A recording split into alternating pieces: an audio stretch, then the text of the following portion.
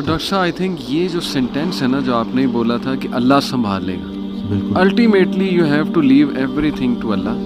اور قرآن مجید میں بھی اللہ ایون نبی صلی اللہ علیہ وسلم کہتے ہیں نا کہ تم مشورہ کرو لیکن اس کے بعد اللہ پہ توکل کرو اور چھوڑ دو، اللہ تعالیٰ اس کو سنبھال لے گا. آئی تھنک جب ہمیں یہ بلیف ہو گیا نا کہ کائنات کا نظام چلانے والا اللہ ہے، لوگوں کے دلوں کا کنٹرول اللہ کی 2 انگلیوں کے درمیان ہے، حدیث میں آتا ہے، ہر چیز ایٹم بھی موو نہیں کر سکتا اللہ کی اجازت کے بغیر. اللہ الوکیل ہے جس کا مطلب ہے ڈسپوزر آف افیئرز، تمام افیئرز اللہ نے ڈسپوز آف کرنے ہیں. جو آپ کی زندگی میں ہو رہا ہے یہ آپ توکل رکھیں، یقین رکھیں کہ وہ اللہ کی اجازت سے ہو رہا ہے، اس کا ایک مقصد ہے. بس آپ نے یہ تلاش کرنا ہے بجائے کہ اس غم کو اپنے سر پہ چڑھانے کے. جیسے آپ نے کہا you just have to find out کہ یار یہ آیا کیوں ہے، اس کا مقصد کیا ہے، یہ مجھے کیا سکھانا چاہ رہا ہے. اور سجدے میں جا کے بندہ رو پڑے اللہ کے آگے، اللہ سے تقویت مانگے، اللہ سے کہے کہ اللہ مجھے پرسپیکٹیو دے. بلکہ میں ایک کوٹ پڑھ رہا تھا، ایون دو ہی از اے نان مسلم رائٹر ہے بہت بڑا، میرے ذہن سے ابھی خیر نام نکل گیا، انہوں نے بڑی کمال کی بات کی.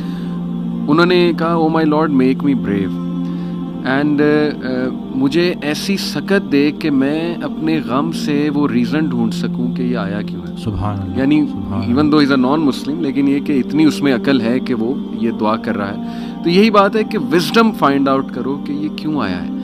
اور بلکہ میں ڈاکٹر صاحب ایک میرے دوست ہیں بڑے اچھے اسکالر ہیں، انہوں نے ایک بڑی پیاری بات کی. انہوں نے کہا کہ جب بندے پہ غم آئے نا تو چلو کچھ دیر غمگین رہنا یہ نیچرل ہے، فطری ہے. رسول اللہ صلی اللہ علیہ وسلم پہ بڑے غم آئے، حضرت خدیجہ کی جو ڈیتھ تھی وہ اس سے بڑا غم نہیں تھا. The most smiling face did not smile for months. تو اٹس نیچرل، اوکے. لیکن وہ رک نہیں گئے، ایسا نہیں تھا کہ وہ آئسولیشن میں چلے گئے، یا ایسا نہیں تھا کہ سارے کام ٹھپ ہو گئے. کیونکہ میرے دوست نے کہا کہ دیکھو جب ہم ٹھپ ہو جاتے ہیں نا یہ پیسو شکوہ ہے اللہ سے. اتنی تو ہمت نہیں زبانی رب سے شکایت کریں، لیکن یہ کہ ہم ٹھپ ہو کے دکھاتے ہیں کہ جی بس میں تو راضی نہیں آپ کی رضا میں، انڈائریکٹلی تو ہم یہی کہہ رہے ہیں. انہوں نے کہا جو لوگ غم میں کھڑے ہو جاتے ہیں نا ان کا دل نہیں کر رہا صبح اٹھنے کا، بستر پہ پڑے رہتے ہیں. آئی ایم شیور آپ بھی ایسی کنڈیشن سے گزرے ہیں کہ اٹھنے کا دل ہی نہیں کرتا، ہمت ہی نہیں کہ جی بندے کا دل کرتا ہے میں سویا رہوں، ریالٹی میں آؤں ہی نہ، مطلب ریالٹی از سو بیڈ. لیکن اس وقت جو اٹھ جاتا ہے نا یقین کریں، جو ہمت پکڑتا ہے اللہ کا نام لیتا ہے، آئی تھنک یہ اللہ کو وہ یہ میسج دے رہا ہے کہ اللہ میں راضی ہوں، بالکل. بس اب آپ چلائیں مجھے. صبر بھی، بلکہ میرے پاس پیشنٹ آئے تو میں ان کی میں نے کہا آپ نے صبر کرنا ہے، تو کہتے کر رہا ہوں نا. میں نے کہا کہ صبر تو ایسے کرنا ہے کہ دوسرا بندہ اپنی پریشانی بھول جائے.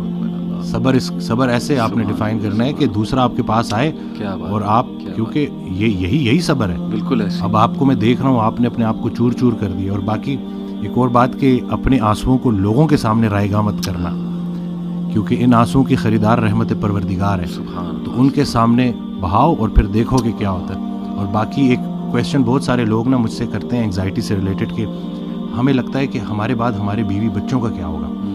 تو میں یہ کہتا ہوں کہ حضرت کہتے ہیں آڈیو میں کہ جو انسان یہ سوچتا ہے کہ اس کے مرنے کے بعد اس کی بیوی بچوں کا کیا ہوگا، اس کا ایمان نامکمل ہے.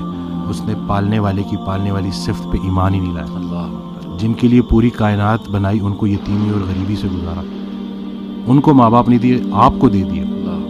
ہم شکر کے مقام کو گلے میں کنورٹ کر دیتے ہیں. صحت بھی ہے، زندگی بھی ہے، اور کب تک ہے کوئی نہیں جانتا، اور جب تک ہے وہ کوئی چینج نہیں کر سکتا.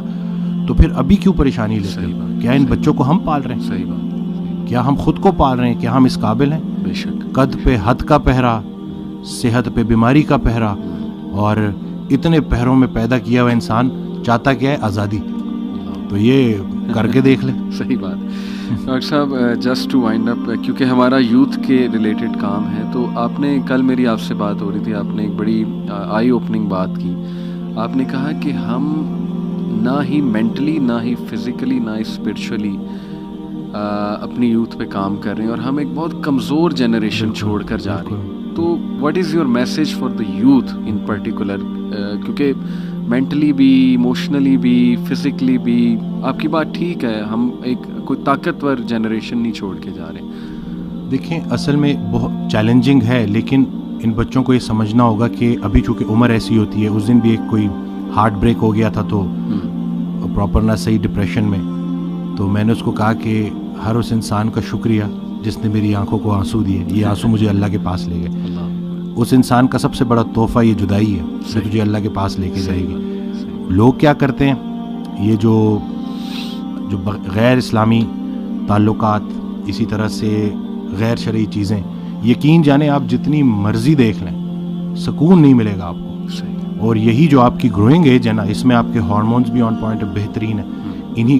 اسی عمر میں آپ نے سپورٹس میں انڈلج ہونا ہے, آپ نے پراپر طریقے سے ڈائٹ کا خیال رکھنا ہے, اور سب سے بڑھ کر یہی لرننگ ایج ہے, اس میں آپ نے سیکھنا ہے. اور جیسے جیسے آپ ایک قدم بڑھائیں گے اللہ کئی گنا زیادہ آپ کے قریب آتا جائے گا. اور یہ ٹرائیڈ اینڈ ٹیسٹڈ چیزیں, مجھے یہ بچپن میں سکھایا گیا تھا کہ صرف شہرت, دولت اور یہی چیزیں ہوں گی تو بس یہی سب کچھ ہے, کیونکہ ہم ادھر ادھر یہی دیکھ رہے تھے. لیکن سب کچھ ہوتے ہوئے بھی انتہائی بڑا خلا تھا جو پورا نہیں ہو رہا تھا. تو ہم تو چلیں, وہ کہتے ہیں نا اگر سیدھی طریقے سے اللہ کے راستے پہ نہیں آتے تو اللہ گھما کے لے کے آئے گا. تو ہمیں تو بہت سی چیزوں سے آپ نہیں گزریں گے انشاءاللہ ان چیزوں سے. آپ کے پاس یوٹیوب پہ کانٹینٹ موجود ہے جو خالصتاً اللہ کی رضا کے لیے لوگ بنا رہے ہیں. ہمارا جو وقت تھا, دور تھا, اس میں ٹھیک ہے ہمیں شاید اس طرح سے توجہ نہیں دی گئی, لیکن اب آپ کے پاس آپشنز ہیں اور آپ پراپر طریقے سے جو صحیح, یہ دیکھیں دنیا چلی گئی تو چلی گئی, دین چلا گیا تو پیچھے کیا رہ گیا.